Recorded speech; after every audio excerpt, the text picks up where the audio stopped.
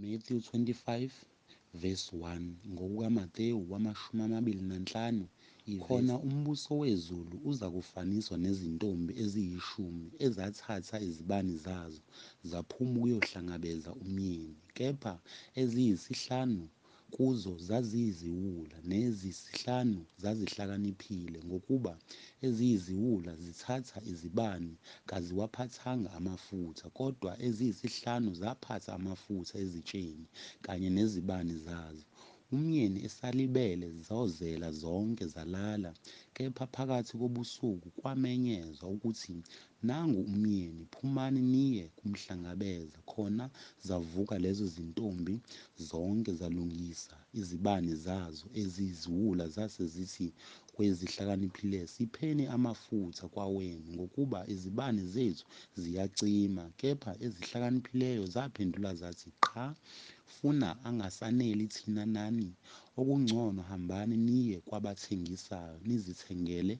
Zisaya kuthenga, wafika umyeni ezazilungisele, zangena naye emshadweni, kwavalwa iminyango ngasemuva. Zafika nezinye izintombi zathi, Nkosi, Nkosi, sivulele. Kepha waphendula wathi, ngiqinisile ngithi kini, anginazi. Ngakho lindani, ngokuba anilwazi usuku nehora.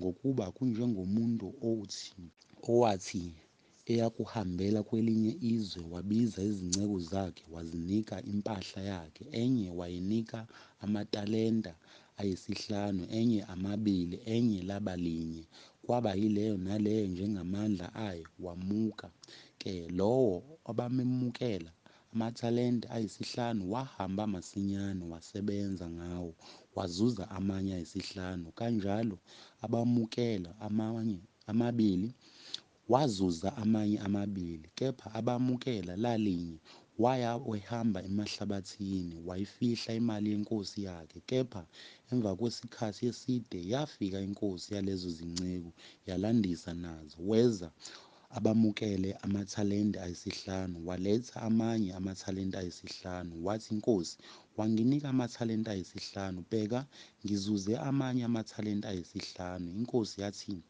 kuye, kuhle nceku enhle nethembekileyo, uthembekile ezintweni eziyingcosana, kukubeka phezu kokuningi. Ngena ekuthokozeni kwenkosi. Yikho wena nobamukele amathalenta amabili wathi, Nkosi, wanginika amathalenta amabili. Bheka, ngizuze amanye amathalenta amabili. Inkosi yakhe yathi kuye, kuhle nceku enhle nethembekileyo, uthembekile ezintweni eziyingcosana, ngizakubeka phezu kokuningi. Ngena ekuthokozeni kwenkosi yakho. Kepha weza nobabumekele ithalente lalinye wathi, Nkosi, bengingakwazi ukuthi ungumuntu olukhuni, uvuma lapho ungahlwanyelanga khona, ubutha lapho ungafuzanga khona. Ngesaba ngaya ngalithukusa emhlabathini ithalente lakho. Bheka, nakhu okwakho. Kepha inkosi yakhe yaphendula yathi kuye, nceku embi nevilaphayo, ubukwazi ukuthi ngivuna lapha ngingahlwanyelanga khona, ngibutha lapha ngingafazanga khona na? Ngakho wawumelwe ukubeka imali yami kwababhenge.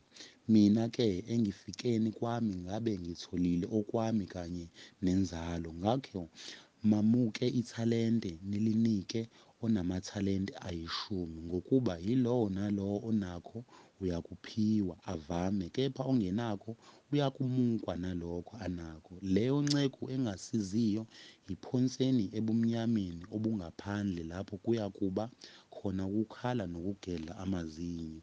Kepha nxa iNdodana yoMuntu iza ngenkazimulo yayo nezingilosi zonke ezingcwele kanye nayo, khona izakuhlala ezihlalweni sayo senkazimulo, kuzakubuthelwa phambi kwayo izizwe zonke, ibahlukanise abanye kwabanye njengamalusi ahlukanisa izimvu nezimbuzi, imise izimvu ngakwesokunene sayo, kepha izimbuzi ngakwesokhohlo. Khona iNkosi izakuthi kwabangesokunene sayo, zanini nina enibusisiwe nguBaba, nidle ifa lombuso eniwulungiselelweyo. Selokhu kwasekelwa umhlaba, ngokuba ngangilambile, nangipha ukudla, ngangomile nangiphuzisa, ngangingumfokazi nangingenisa, ngihambaze nengembathisa, ngangigula nangihamba ngisetolongweni neza kimi, khona bayakungiphendula abalungileyo ngokuthi, Nkosi, sakubona nini ulambile sekuphuma ukudla, noma womile sakuphuzisa na? Sakubona nini ungumfokazi sakungenisa, noma uhambaze sakwembathisa na? Sakubona nini ugula noma usetilongweni seza kuwe na? Isiyakuphendula inkosi ithi kubo, Ngiqinisile ngithi kini, njengokuba nikwenzile komunye walaba bafowethu abancane, nikwenzile kimi. Khona iyakuthi kwabangakwesokhohlo, Dedani kimi nina baqalekisiweyo, niye emlilweni ophakade olungiselwe uSathane nezingilosi zakhe, ngokuba ngangilambile aningiphanga ukudla, ngangomile aningiphuzisanga, ngangingumfokazi aningingenisanga, ngihambaze aningembathisanga, ngigula ngisetilongweni aningihambanga. Khona bayakuphendula nabo bathi, Nkosi, sikubonile. Sakubona nini ulambile noma womile noma ungumfokazi noma uhambaze noma ugula noma usetilongweni singakukhonzangani na? Khona iyakuphendula ithi, Ngiqinisile ngithi kini, ningakwenzanga komunye walaba abancinyane anikwenzanga nakimi. Laba bayakumuka baye ekujezisweni okuphakade, kodwa abalungileyo baye ekuphileni okuphakade.